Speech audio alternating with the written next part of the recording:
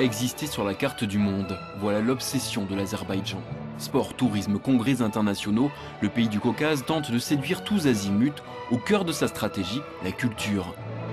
Pour la 5e année consécutive, la ville de Gabala, dans le nord du pays, organise son Festival international de musique.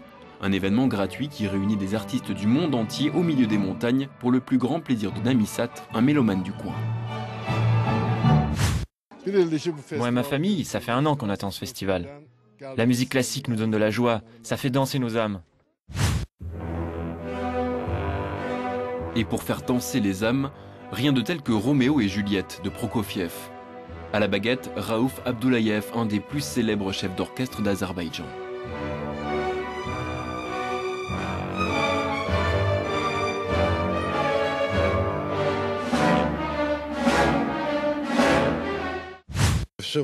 Tout est question d'amour, c'est le thème de ce concert. Parfois la musique est tragique, parfois pas tant que ça. Ce qui importe, c'est le thème principal.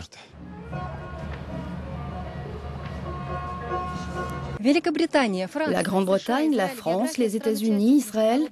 Année après année, les participants au festival de Gabala viennent de plus en plus loin. La météo ici n'est que rarement capricieuse, alors la plupart des concerts et des répétitions ont lieu en plein air.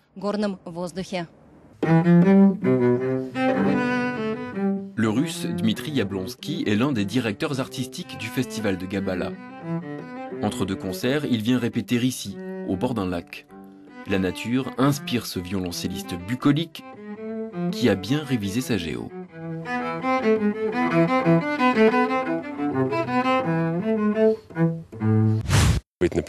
Répéter comme ça dans la nature, ça donne une inspiration incroyable. Et ici, la nature est unique. On trouve dans ce pays 9 des 11 climats existants. Les montagnes atteignent 5000 mètres d'altitude.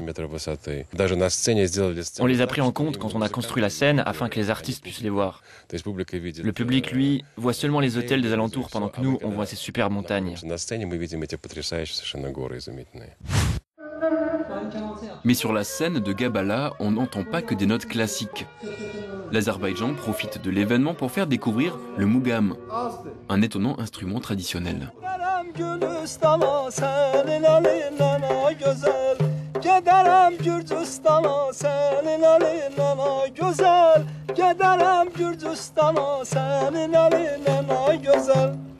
Comment mélanger la musique classique et le mougam? Ils sont tous 2 très anciens. La musique classique et le mougam ont presque la même valeur pour les gens de ce pays. Les racines de notre musique viennent du mougam. C'est pourquoi nous tenons à montrer ce bijou à tous les musiciens qui viennent ici.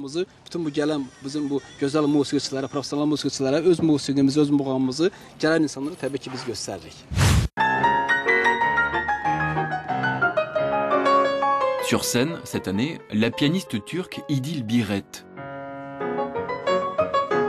Pour la lauréate du prix Chopin, jouer au beau milieu du Caucase, c'était une première et une belle surprise. Je trouve que ces montagnes et la beauté dont on est entouré vous inspirent. Il est impossible de ne pas être inspiré par ce qu'on voit.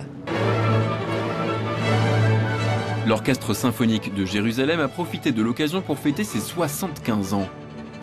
Pour le chef d'orchestre britannique Jan Latham Koenig, c'est au public, et non pas aux musiciens, de déterminer la destinée d'un concert.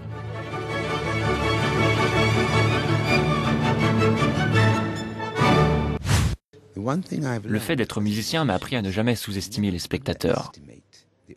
Ils ne sont pas stupides. Ils ne sont peut-être pas familiers de tel ou tel morceau, mais ils ont un instinct. Un instinct qui leur dit si ce que nous essayons de faire sur scène fonctionne ou pas. Et cette année, tout a l'air de bien fonctionner à Gabala. Le festival a le mérite de faire découvrir la musique classique au plus grand nombre, au cœur du Caucase, une région jusqu'ici en dehors des circuits des grands festivals de musique.